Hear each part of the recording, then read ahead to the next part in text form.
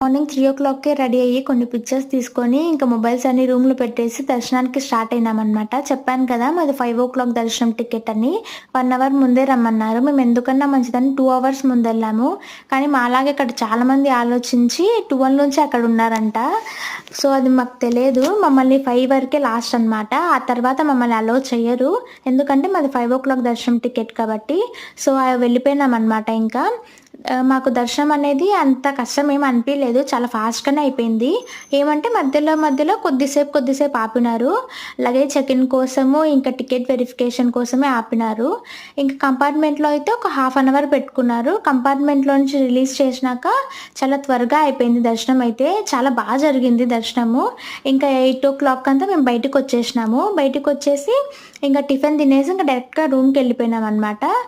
Luggage అంతా pack చేసుకొని ఇంకా రూమ్ వెకేట్ చేసి ఇంకో ప్లేస్‌కెళ్దామని స్టార్ట్ అయ్యాము.